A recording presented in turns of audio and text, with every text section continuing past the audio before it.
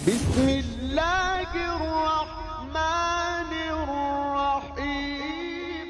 नहमदुहु व नसल्ली अला रसूलिहिल करीम। अम्मा बाद, क़ाल अल्लाहु तबारक व तआला फ़ी कलामिहिल मजीद, अऊज़ु बिल्लाहि मिनश शैतानिर रजीम, बिस्मिल्लाहिर रहमानिर रहीम। अन्नबिय्यु औला बिल मुमिनीन मिन अनफुसिहिम व अज़वाजुहु उम्महातुहुम। क़ाल अन्नबिय्यु सल्लल्लाहु अलैहि वसल्लम, कमल मिनर रिजालि कसीर व मिनन निसाइ मरियम व आसियत व फज़्लु आइशत लिन्निसाइ कफ़ज़लिस सरीद अला साइरित तआम औ कमा क़ाल रसूलुल्लाह सल्लल्लाहु अलैहि वसल्लम। आज के दर्स में सय्यदा आयशा सिद्दीक़ा रज़ियल्लाहु ताला अन्हा के बारे में कुछ मारूज़ात अर्ज़ करने हैं। सय्यदा आयशा का नाम आयशा है और आपका लक़ब जो है वो सिद्दीक़ा भी है और हुमैरा भी है, और आपकी कुनियत जो है वो उम्मे अब्दुल्ला है। असल में अब्दुल्ला जो हैं, अब्दुल्ला वो आपकी बहन बीबी अस्मा के बेटे हैं। चूँकि बीबी आयशा की औलाद नहीं थी तो हजूर ने फरमाया कि तुम अपनी बहन के बेटे से के नाम पे कुनियत रख लो। तो आपकी कुनियत जो है उम्मे अब्दुल्ला है, और आपकी वालदा का नाम जो है वो बीबी ज़ैनब है। उनकी कुनियत जो है उम्मे रुमान है।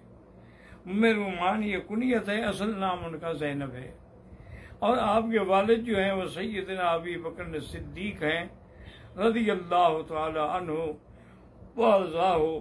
यानी अल्लाह की शान है कि सिद्दीक़ा भी सिद्दीक के घर में पैदा हुई, और ये मलकाए कायनात सिद्क थी, और उसकी तरबियत जो है वो सैयदा अबू बकर रज़ियल्लाहु ताला अन्हु ने फरमाई।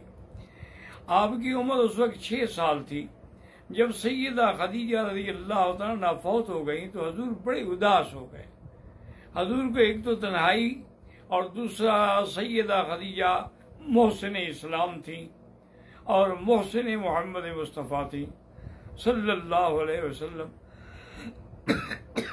तो बीबी खौला ने महसूस किया, तो उसने आगे अर्ज किया कि या रसूलल्लाह, आप दूसरी शादी फरमा लें, अब अकेला रहना आपके लिए बहुत मुश्किल होगा। हजूर ने फरमाया तुम क्या मुनासिब समझती हो? तो खौला ने कहा कि हजूर अगर आप इजाज़त दें तो मैं हज़रत अबू बकर से बात करूं, उनकी बेटी आयशा की। आपने फरमाया ठीक है, बात करो, हो सकता है वो राजी हूँ या ना हूँ। तो बीबी खौला ने आकर सैयदना अबू बकर और आपकी बीवी से इस बात का जिक्र किया, तो उन्होंने कहा कि मरहबन व अहलन, हमें इससे ज्यादा अच्छा रिश्ता कौन सा मिल सकता है। तो लिहाजा हुजूर सल्लल्लाहु अलैहि वसल्लम का निकाह जो है वो बीबी आयशा से उस वक्त हुआ जब आपकी उम्र 6 साल थी, और हक्कुल महर जो है वो 500 दिरहम रखी गई। लेकिन रुखसती नहीं हुई। रुखसती हजूर पाक सल्लल्लाहु अलैहि वसल्लम जब हिजरत फरमाकर मदीने मुनव्वरा में तशरीफ लाए तो उसके भी काफी अरसे के बाद हज़रत अबू बकर ने खुद आके अर्ज किया कि या रसूलल्लाह सल्लल्लाहु अलैहि वसल्लम, आप अपनी बीवी को घर क्यों नहीं ले आते? आप आयशा को रुखसती करा के अपने घर में आए। आप फिर में अबू बकर, असल बात यह है कि मेरे पास हक्कुल महर के पैसे नहीं है और मैं हक्कुल महर दिए बगैर उसको अपने घर में नहीं लाना चाहता। तो हज़रत अबू बकर सिद्दीक मुस्कुराया और कहा या रसूलल्लाह, मेरा माल जो है वो किसका है? और 500 दिरहम हज़रत अबू बकर सिद्दीक ने दिए। कहा हजूर ये ले लें और आयशा को भिजवा दें। तो हजूर सल्लल्लाहु अलैहि वसल्लम ने बीबी आयशा को 500 दिरहम कुल महर भिजवाई। इस तरह रुखसती होकर हजूर सल्लल्लाहु अलैहि वसल्लम के घर में आई। वो घर जो है कोई महल नहीं था, कोई बंगला नहीं था, बल्कि आपकी मस्जिद के बिल्कुल करीब एक हुजरा था जिसकी लंबाई चौड़ाई 7 हाथ थी और कच्ची दीवार, मिट्टी की दीवारें थी, और जिसकी छत पर अपना खजूर के पत्ते और खजूर की छड़ियों से छत डाली गई थी। ये सैयदा आयशा का घर था। और आपकी जायदाद में क्या था? एक मशकीज़ा था पानी का, इसी तरह एक चक्की आटा पीसने की थी, और इसी तरह कुछ जौ थे, कुछ गंदम थी और कुछ खजूरें थी। ये जायदाद थी। लेकिन उसके बावजूद बीबी आयशा रज़ियल्लाहु अन्हा इतनी साबिर, इतनी काने, इतनी शाकिर थी कि कभी आपके दिल पे किसी किस्म का मलाल न हुआ। एक दिन मेरे आका रहमत दो जहां सल्लल्लाहु अलैहि वसल्लम बैठे थे घर में और अपने कपड़े को टांका लगा रहे थे। गर्मी का मौसम था, हजूर के चेहरे पर पसीने आ गए तो बीबी आयशा बड़े गौर से देख रही थी। जब हुजूर ने नजर उठाई तो कहा, आयशा क्या देख रही हो? क्या हुजूर आपके इन पसीने के जो कतरे हैं इनमें जो नूर चमकता है मैं उसको देख रही हूँ। और खुदा की कसम लव्वामी जुलैखा लौरअन जबीनहु लक़तअना क़ुलूबहुन। अब बीबी आयशा कहने लगी, खुदा की कसम है, अगर बीबी जुलैखा पर मलामत करने वाली मिस्र की औरतों ने जमाल यूसुफ देखा था, अगर वो मेरे महबूब का जमाल देख लेती तो अपने हाथ टुकड़े कर देती, अपने हाथों के बजाय दिलों को टुकड़े कर देती। और इसी पर बीबी आयशा सिद्दीका ने सरकार दो जहां की मदह में एक कसीदा भी लिखा था कि लना शमसुन वलिल आफाक शमसुन व शमसी अहसन मिन शमसी समाई। एक दुनिया का सूरज है, एक मेरा सूरज है। मेरा सूरज जो है वो दुनिया के सूरज से अच्छा है। उसकी दलील दी कि शमसुल आफाक ततलअ बाद फजरिन, कि सूरज दुनिया का जो है वो तो सूरज सुबह के बाद निकलता है। वह शमसी ततलअ बाद इशाई, लेकिन मेरा सूरज जो है वो इशा के बाद भी रोशन होता है। तो सैयदा आयशा फिर हकीका शायरा भी थी, आलिमा भी थी, अदीबा भी थी, जकिया भी थी और बेइंतहा सखी भी थी। एक दफा हजरत मुआविया ने 1,00,000 दिरहम भेजा हदिया, तो बीबी आयशा ने चलाना शुरू किया। उस दिन आप रोजे से थी तो इफ्तार के आने से पहले वो पैसे खत्म हो गए और बांदी से कहा कि कोई चीज ले आओ अपना इफ्तार के लिए। तो उसने कहा, बीबी आपने तो 1 दिरहम भी नहीं दिया कि हम भी आज अच्छी तरह इफ्तार कर रहे थे, पानी और खजूर के सिवा कुछ नहीं है।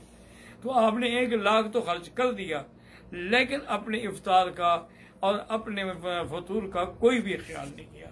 इसी तरह अब्दुल्ला जुबैर ने 2 बोरियां पैसों की भर के भेजी। तो सैयदा ने सुबह से जो बैठी शाम तक सारे चला दिए, 1 रियाल भी अपने लिए नहीं बचाया। अब्दुल्ला जुबैर आपके भांजे थे, उनको पता लगा, उन्होंने कहा, भाई अच्छी बात ये क्या है कि सारा को लुटा दो, हम भेजते हैं कि बीबी आयशा कुछ अपने ऊपर भी खर्च करे, लेकिन वो अपने ऊपर 1 पैसा भी खर्च कर नहीं देती, अब इनको कंट्रोल करना पड़ेगा। तो जब बीबी आयशा को पता लगा कि अच्छा मेरा भांजा मुझे खैरात से रोकता है, मैं आज के बाद उससे बात नहीं करूंगी। बड़ी मुश्किलों के बाद, सैकड़ों सिफारिशों के बाद आपने अब्दुल्ला बिन जुबैर को माफी अता फरमाई। और बीबी इतनी खौफ करती थी, एक दफा कसम खा ली, बीबी ने तोड़वा दी वो कसम, तो आपने उसके कफारे में 40 गुलाम आजाद किए। तो आपने 67 गुलाम आजाद किए हैं अपनी जिंदगी में।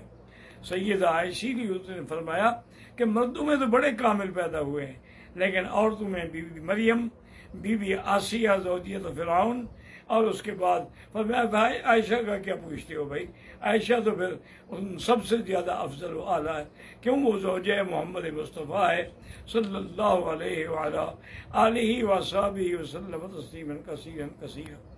इसी तरह बड़े बड़े साहब, आप हैरान होंगे कि अबू मूसा अशअरी, हजरत अब्बास, हजरत अबू हुरैरा, हजरत अब्दुल्लाह इब्न अमर, ये तमाम साहब बीबी आयशा के शागिर्द थे। ताबीईन में से 200 ताबीईन बीबी आयशा के शागिर्द थे। और बीबी आयशा ने हजूर की 2010 हदीसें रिवायत की हैं, जिनमें 686 हदीसें जो हैं वो सहीहैन में हैं, यानी बुखारी और मुस्लिम में। और बड़े बड़े साहबा को जब कोई इश्काल आता तो वो बीबी आयशा से आके मसला हल करते। एक दफा हजरत की खिदमत में आया तो बाद ने कहा कि बीबी, ये कुरान शरीफ में आता है कि इन्न सफा वल मरवा मिन शाइरिल्लाह फला जुनाह अलैहि यतवफ़ बिहिमा। तो ये लफ्ज़ फला जुनाह अलैहि तो माना ये है कि इसका दौड़ना कोई जरूरी नहीं है, वाजिब नहीं है, अगर माना मुस्तहब है। बीबी ने कहा, तुमने समझा ही नहीं, अगर ऐसा होता तो अल्लाह फरमाते फला जुनाह अलैहि अन ला यतवफ़ बिहिमा, आपने फरमाया अन यतवफ़ बिहिमा। इसका माना ये नहीं कि मुस्तहब है, बल्कि कुफार मक्का ने सफा और मरवा पे बुत रखे हुए थे, तो बाद में बुत खत्म हो गया, लेकिन सहाबा के दिल में खटकता था कि आज हम उसी जगह पर सफा दौड़े। अल्लाह ने कुरान नाज़िल कर दिया, क्या कह रहे हो तुम, ये तो शायर अल्लाह है, अगर किसी ने शायर अल्लाह की बेहुरमती की थी तो उसकी इज्जत तो और मकाम तो खत्म नहीं हो जाता। तो हजूर भी सफ़ा दौड़ते रहे और सहाबा भी सफ़ा दौड़ते रहे। तो वो मसला जो उनको समझ नहीं आया था फौरन समझ आ गया। इसी तरह एक दफ़ा एक सहाबी ने आके पूछा कि आयशा, कुरान में आता है वला ताकुलू माल यतीम, ऊपर माल यतीम का जिक्र है और आगे अल्लाह तबारक व तआला फरमाते हैं फनकिहू मा ताब लकुम मिन निसाइ मसना व सुलासा व रुबा, तुम 1, 2, 3, 4 तक शादियां कर सकते हो। तो यतीम के माल का इन शादियों से क्या ताल्लुक है? तो आयत का रब्त मालूम नहीं होता।